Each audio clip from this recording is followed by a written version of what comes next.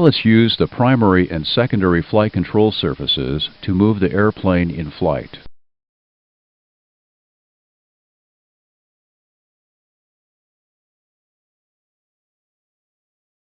The primary flight controls are the ailerons, the elevators, and the rudder.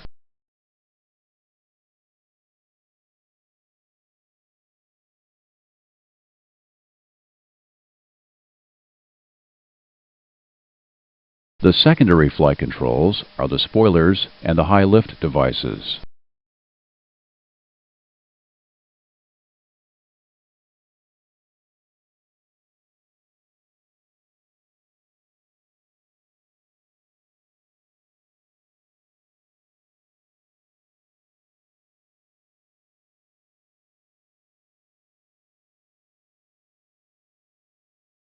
The spoiler speed brake system is made up of flight and ground spoilers. The flight spoilers can move to aid the ailerons with roll control, or they can be used to slow the airplane. After landing, the ground spoilers deploy with the flight spoilers to slow the airplane. High lift devices increase the wing area and change the shape to increase lift at low air speeds. These devices include two leading edge flaps located inboard of each engine, four leading edge slats located outboard of each engine, and inboard and outboard double slotted flaps on the trailing edge of each wing.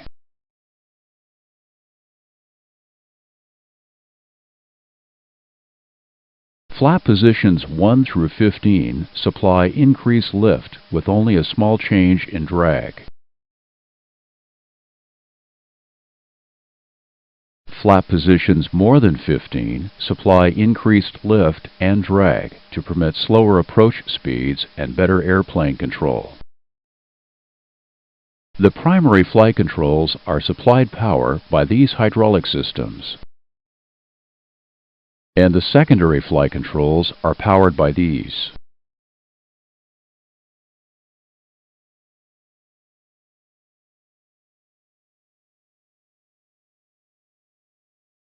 The ailerons are the primary surfaces for roll control. The flight spoilers assist the ailerons. Roll commands come from the control wheels and the autopilot. The control wheels are connected to each other and then connected by cables to the aileron power control units, or PCUs. Hydraulic systems A and B supply power to the aileron PCUs and the flight spoiler PCUs.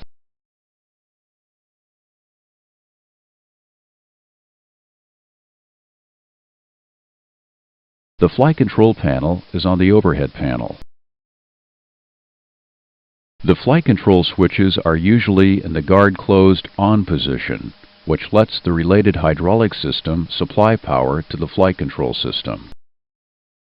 The spoiler switches are for maintenance personnel to do system tests.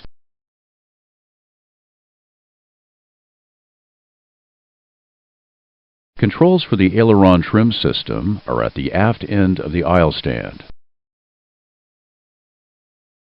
The aileron trim indicators are on the top of the control columns. The aileron trim switches send an electrical signal to the feel and centering mechanism to set new aileron and control wheel positions. The trim switches must move together for the system to work.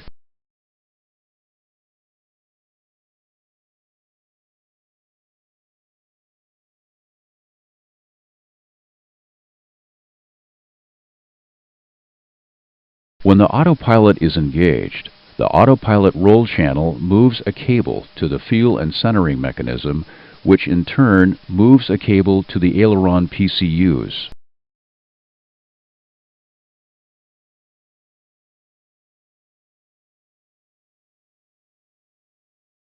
The four flight spoilers help the ailerons to roll the airplane.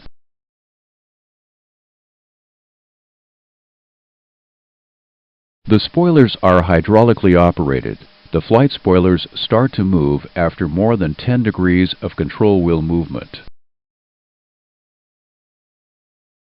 In a turn, the spoilers come up to kill lift on the wing with the up aileron and stay down on the wing with the down aileron. Now let's look at some non-normal situations. If you experience jammed ailerons or spoilers, the transfer mechanism allows you to roll the airplane. If the ailerons jam, force applied to the first officer's control wheel operates the spoilers to roll the airplane. The captain's control wheel does not move. If the spoiler system jams, force applied to the captain's control wheel operates the aileron to roll the airplane. The first officer's control wheel does not move. If all hydraulic pressure to the ailerons is lost, the pilots can manually control the ailerons, but greater force is required because of cable friction and air pressure loads.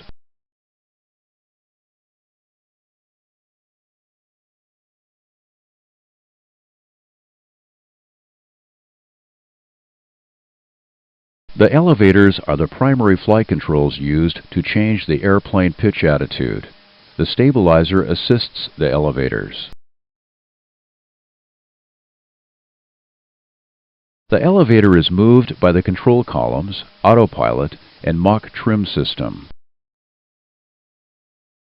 The control columns are connected to each other by the elevator control column breakout mechanism, which allows elevator control if a part of the elevator system jams.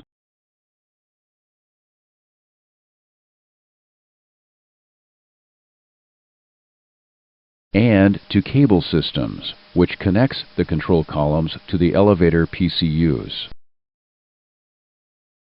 The PCUs use hydraulic system A and B pressure to move the elevators. An engaged autopilot sends a signal by cable to the elevator feel and centering unit.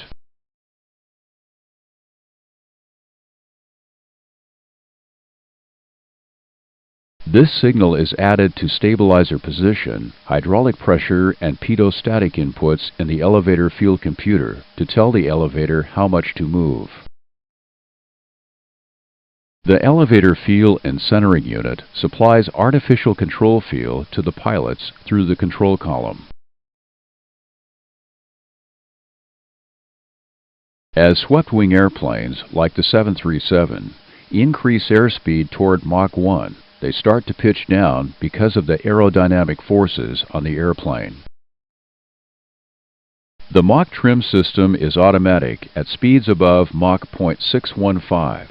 The air data part of the ADIRUs sees airspeed and sends a signal to the FCCs.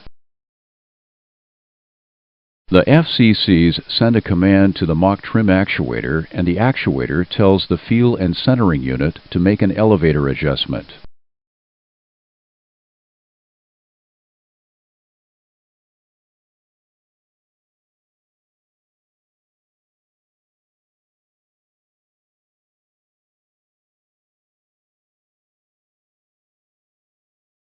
The airplane pitch attitude also changes if these components send a command to the horizontal stabilizer. Cables transmit manual commands from the pilot's stabilizer trim wheels to the stabilizer.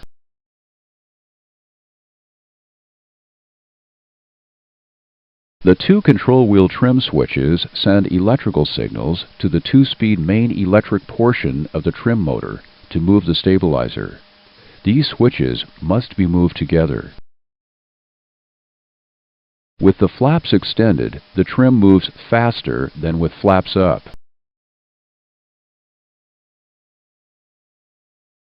The engaged autopilot commands changes to the stabilizer, with signals to the autopilot portion of the trim motor. Movement of the stabilizer trim switches disconnects the engaged autopilot. Most controls and indicators for the stabilizer trim system are on the control stand.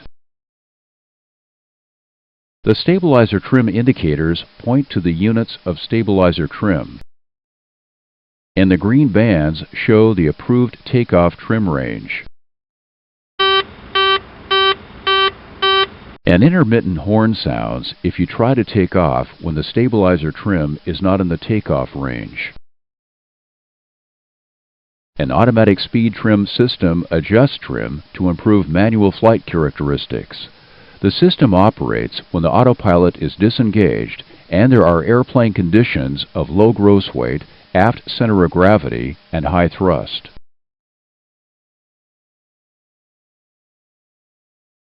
The system most frequently operates during low speed, high thrust conditions such as takeoff or go-around.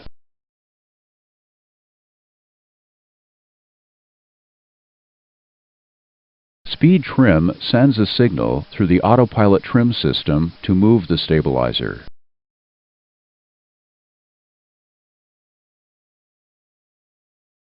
When you engage the autopilot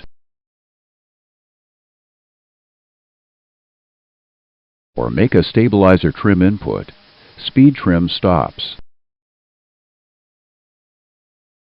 Now let's look at some non-normal indications.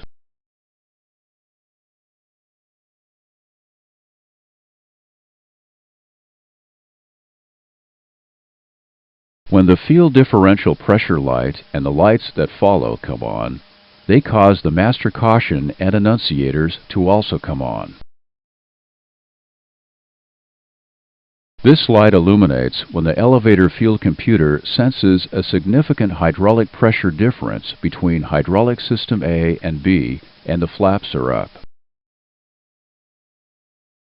The field system will operate with only one hydraulic system. This condition does not require crew action in flight.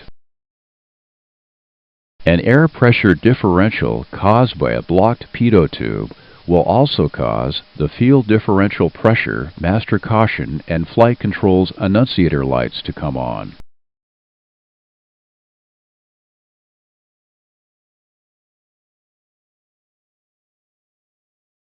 The speed trim fail light illumination tells us of a dual-channel speed trim failure in the flight control computer.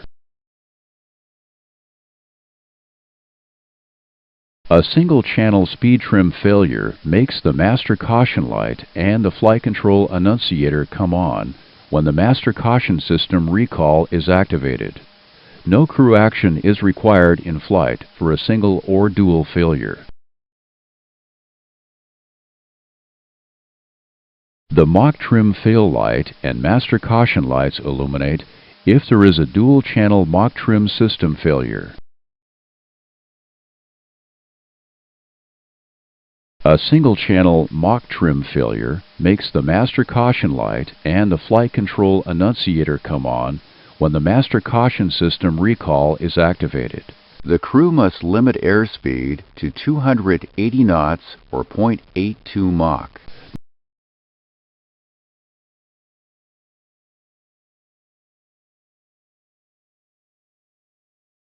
The stab out of trim light can illuminate for a moment if the autopilot requires a large trim change and the stabilizer is not in the correct position.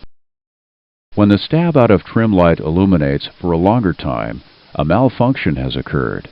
This could require you to hold the control wheel, disconnect the autopilot, and trim the stabilizer.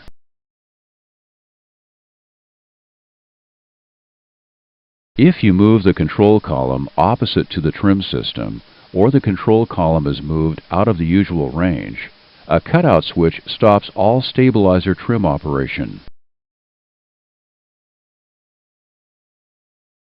When stabilizer trim is stopped out of range, move the stabilizer trim override switch to override. This permits stabilizer trim operation.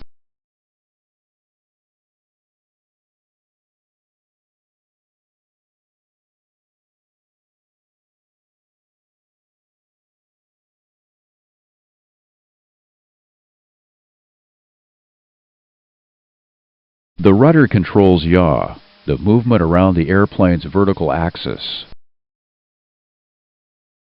The one-piece rudder is attached to the vertical stabilizer. With hydraulic power, you can move the rudder through the rudder pedals or the rudder trim system. Automatic inputs to the rudder come from the main yaw damper during normal operations, or from the standby yaw damper during manual reversion flight. The yaw damper operations are controlled through two stall management yaw damper or SMYD computers.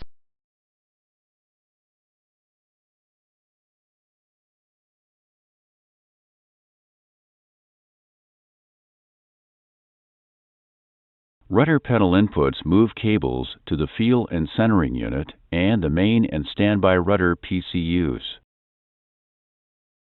The feel and centering unit sets the rudder pedal position and feel. The main rudder PCU consists of two independent input rods, two individual control valves, and two separate actuators, one for the hydraulic system A and one for hydraulic system B, to move the rudder.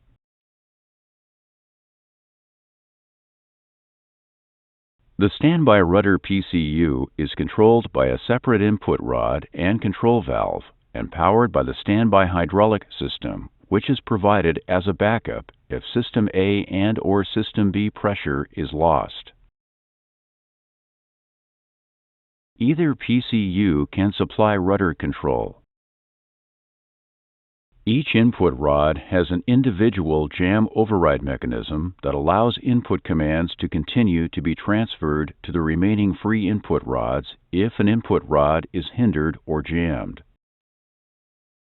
The main rudder PCU contains a force fight monitor FFM that detects opposing pressure force fight between A and B actuators. The FFM output is used to automatically turn on the standby hydraulic pump pressurizing the standby PCU. The rudder trim system can move the rudder to remove unwanted forces from the rudder pedals. Rudder trim inputs change the feel and centering unit neutral point. This makes the rudder pedals and the rudder move. The rudder trim control and indicator are on the aft electronic panel.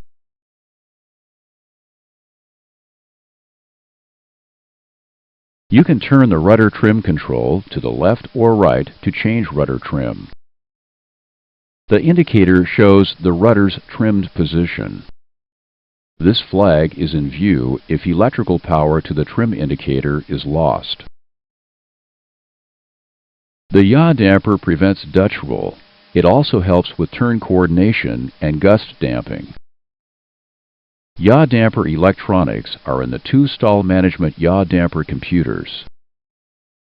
The left SMYD computer supplies yaw damper inputs to the main rudder PCU to tell how much to move the rudder. The right SMYD computer supplies turn coordination, gust damping, and Dutch roll prevention through the standby yaw damper. The ADIRUs send speed and yaw rate data to the stall management yaw damper computers. ADIRU data is added to control wheel inputs and sent through the yaw damper to tell the PCUs how much to move the rudder.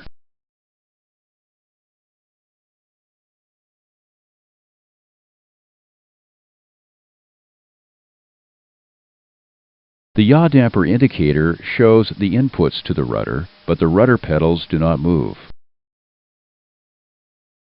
Standby yaw damper inputs to the rudder are not shown on the yaw damper indicator.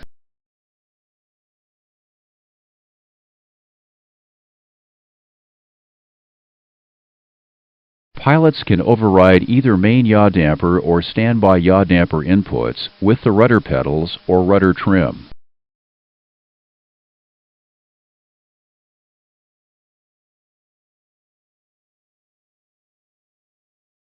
Now let's look at some non-normal situations.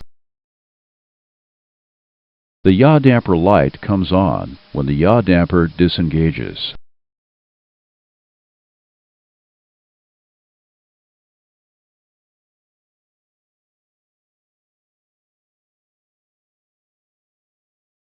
If it is a momentary problem, the yaw damper may reset when the switch is moved from off to on.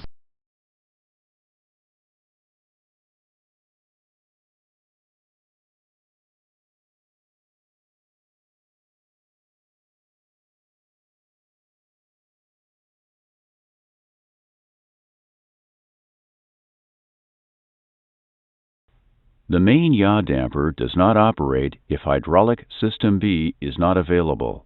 In this condition, the yaw damper switch stays at on and the yaw damper light does not illuminate.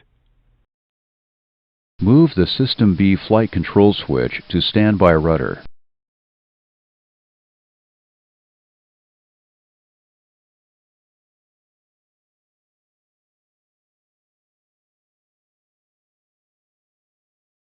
The yaw damper switch moves to off and the yaw damper light illuminates.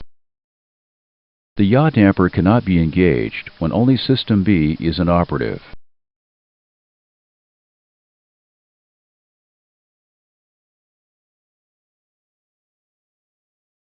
If hydraulic pressure from systems A and B is not available, the rudder must be operated by the standby hydraulic system. Move the flight control switches to standby rudder.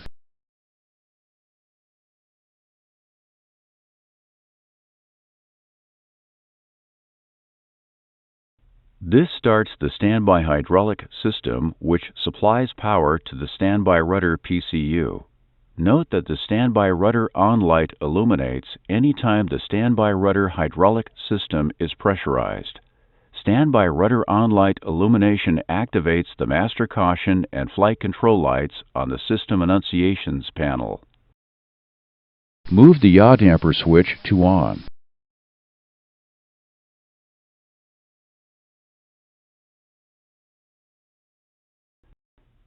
Yaw damper protection is now available through the standby yaw damper. During standby yaw damper operation, movement of the control wheel sends a signal to the standby rudder PCU to move the rudder. This gives rudder assist to coordinate the airplane in turns when control of the ailerons is through manual reversion.